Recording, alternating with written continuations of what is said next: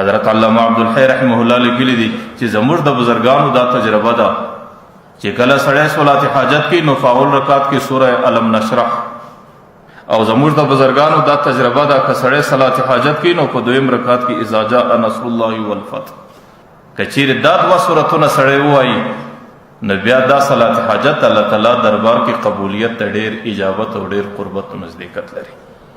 نو ما درته وایي چې دا طریقه پر ځای کول که څه د بزرګانو تجربه ده، لیکن د سنت طریقې په نیت به سړی نه پر ځای کوي، ځکه دا د پیغمبر علیه صلات وسلام څخه منقوله طریقه نه ده. البته بزرګان چونکې الله تعالی ته قریب انسانان دي نو کېدای شي د هغوی د تجرباتو څخه دا ثابت وي، نو کې د هغوی د تجرباتو پر وړاندې کې کوي هم صحیح دی، او کې د هغوی د چا دا صورتونه نه یې زده په نورو صورتو باندې دوه رکعته صلات حاجت وکړي نو د هغوی دپاره هم صحیح دی. خو دا د پیغمبر علیه صلات وسلام څخه د حاجت غوښتلو په وخت کې دا طریقه را منقول ده، دا دوه رکعته لمونځ را منقول دی. د بعضې خلکو په ذهنو کې یوه بله خبره راځي، د هغې دا اراده چې د دې صلات حاجت د کولو دپاره یو خاص نیت راځي. لکه بعضې خلکو د خپل ځانه سره دا فیصله کړې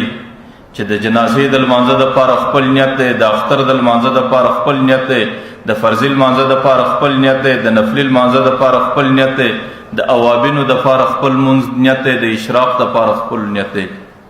نو د دې نیتو یې تعین کړی چې دا به جلا نیتي، دا به جلا نیتي، او دغه نیت چې په کومو الفاظو دی کوي دا الفاظ یې د دې عبادت یو حصه بللي. وایي که دا الفاظ ادا سو نو د لمونځ صحیح سو، که دا الفاظ نه سو دا لمونځ دې خراب سو.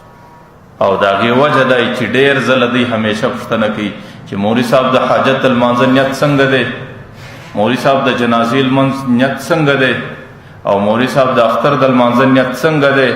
د فلان لمانځه نیت څنګه دی، د فلان لمانځه نیت څنګه دی. نو د دوی دا عقیده جوړه سوې ده چې که چیرې په دغه خاصو الفاظو باندې دا نیت سړی ادا کړي نو بیا خو صحیح کېږي لمونځ، او که په دې خاصو الفاظو باندې دا نیت سړی نه کړي ادا چې نیت مې دی د لمانځه د جنازې په 4 تکبیره فرض کفایي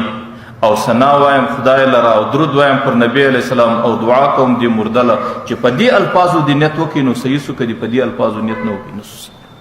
حالانکه حقیقت دا دی چې نیت دا په حقیقت کې د زړه پیل دی، نیت د دې الفاظو سره کار نه لري. چې کله ته د کوره سره راغلې د جنازې د لمانځه په صف کې شریک سوې بیا د دې الفاظو وینا ته ضرورت نشته، نیت کوم د لمانځه د جنازې اقتدام د امام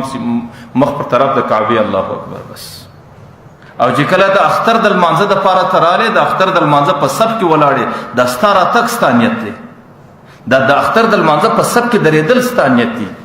باچې بیا دې دا وویل چې 2 رکعات لمونځ د اختر کوم اقتدام وکړو په دې حاضر امام سي بس نور بیا نه غواړي چې یا په 6 تکبیره واجب باندې یا فلان یا فلان یا فلان. نو دغه رقم د صلات حاجت د لمانځه دپاره څه مخصوص نیت نه وي چې یاره زه په دې نیت باندې صلات حاجت کوم، په دې نیت صلات حاجت کوم. چې کله سړی پر لمانځه باندې ودرېدی نیت کوم د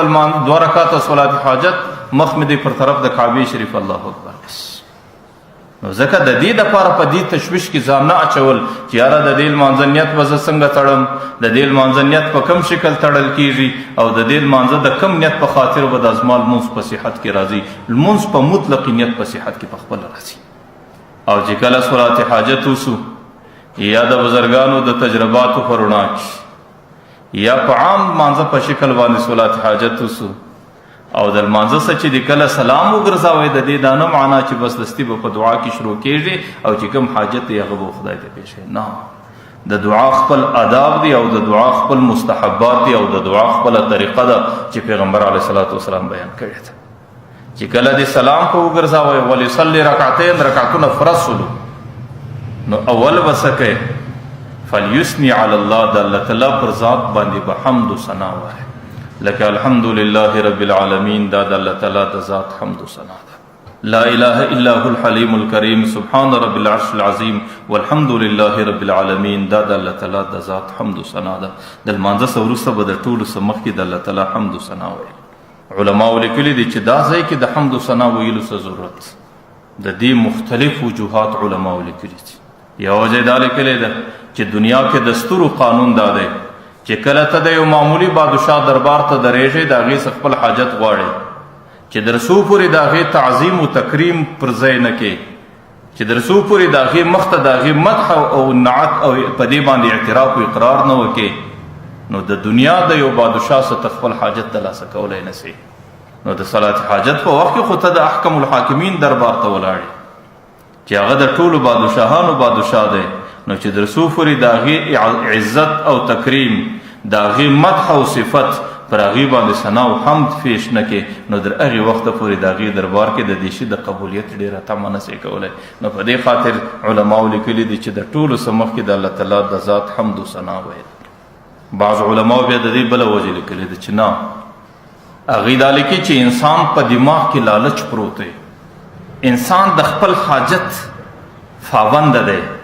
چې کله د انسان حاجت و ضرورت پیدا سي، هغه ګړی دی د الله تعالی دربار ته کښېني چې الله دا مې حاجت دی، دا مې ضرورت دی. او چې کله حاجت و ضرورت یې پوره نه سي،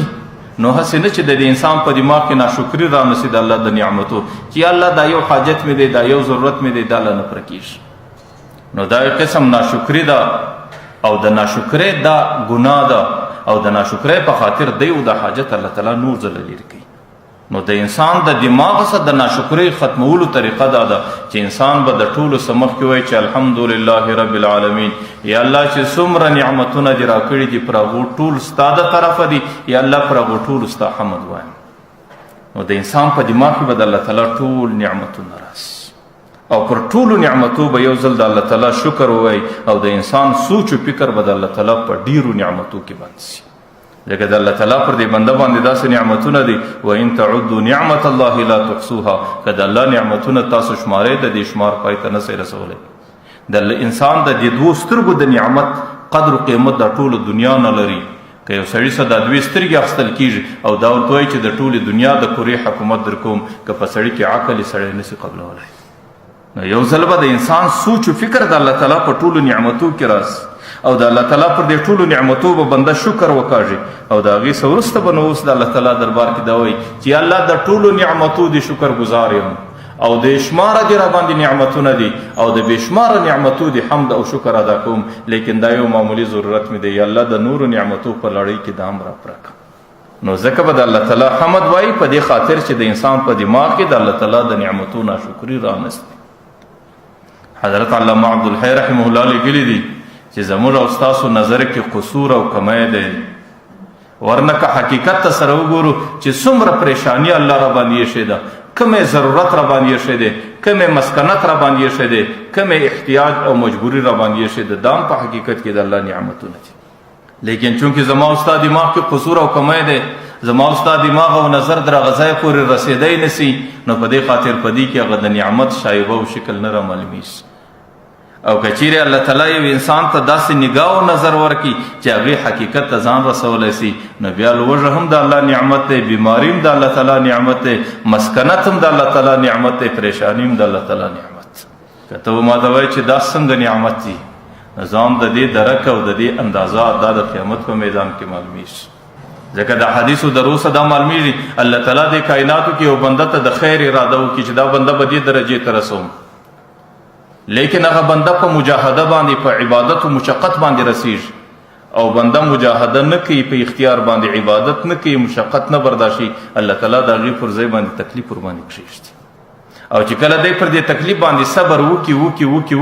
او د دې څه وروسته چې دی د دې تکلیف څخه لرې سي، الله تعالی هغه درجې ته د تکلیفاتو د صبر په ذریعه باندې ورسي. لکه یو روایت کې راځي بنده ګناهګاره دی، د ګناه څخه توبه نه کوي،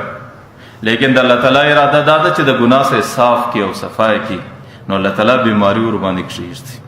دی چې کله د بیمارۍ سره پورته سي، الله تعالی د دې ګناه څخه داسې صفا کړي لکه د مني په وخت کې د یو درختې پاڼې وچې دي او د یو سړی درته نه ونسي سره ښوري، لکه د پاڼې وچې پاڼې چې د دې درخت څخه څنګه تویږي، د دې ناجوړۍ په خاطر د دې بنده د زندګۍ څخه ګناوې داسې تویږي. حدیث شریف کې راځي چې کله د قیامت میدان راسي، نو الله تعالی ټول انسانان حساب و کتاب ته منتظر دي، او د الله تعالی رعب او جلال دی، او ټول انسانان په خوف او په بیره کې دي.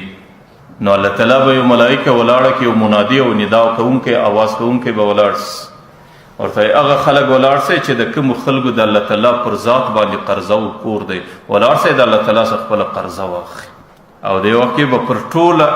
انسانیت باندې، پر ټوله قیامت باندې به یو قسم حیرت راسي چې نن ورځ وګوره چې د الله تعالی زموږ سره حساب په کوم شکل دی، او دې ورځ کې به کوم داسې خلک چې د هغوی در قرضه د الله تعالی ذات لاندې. نو هیڅوک جرأت نسی کولی، ټول په حیرت کې محو دي، څوک راپورته کېدی نسی، نه څوک سکوت ماتولی سي، نه څوک خبره کولی سي. نو آخر به هغه ملایکه دویم اعلان دا وکړي چې د الله تعالی پر ذات د هغه چا قرضه نن باندې ده چې کومو خلکو باندې په دنیا کې مسکنت راغلی و، پر کومو خلکو باندې په دنیا کې مشقت راغلی و، پر کومو خلکو په دنیا کې بیماری راغلی و، پر کومو خلکو په دنیا کې تکلیف راغلی و، نن او د هغې د دې تکلیف په خاطر در سترګو اوښکه راغلی و، نن ولاړ سئ د هغې اوښکې بدله د خپله ربه څه واخلئ. نو یو سړی به ولاړ سي چې زما بچی مړ ما ژړلي دي، یو سړی به چې زما بچان وږي و ما ژړلي دي، یو سړی به یا الله پر ما دومره سخته بیماري و، زندګي م په بیماري کې تېره سوه ما ژړلي دي. نو د هغې بدله چې کله د الله تعالی د طرفه دوی ته ورکول کېږي، پیغمبر علیه السلام حدیث دی صاحب د ترمیزي را نقل کوي، یود اهل العافیه لو ان جلودهم قرزت بالمقاریز. دا کوم خلکو چې په دنیا کې په اساني او په راحت زندگی تیره کړې ده، هغې به دا تمنا کوي چې کاش په دنیا کې بدنونه په غچانو غچې سوي وی، خو نن دا نعمتونه او دا رحمتونه زموږ په نصیب وی. نو چې کم نعمت، چې کومه تکلیف پر بنده باندې راځي او چې کوم مصیبت پر بنده باندې راځي، نو په حقیقت کې دا هم د الله تعالی د طرفه یو نعمت دی، د الله تعالی د طرفه یو رحمت دی چې دې بنده ته ورکول کېږي. خو د دې نعمت اثر او د دې نعمت قدر دا د قیامت په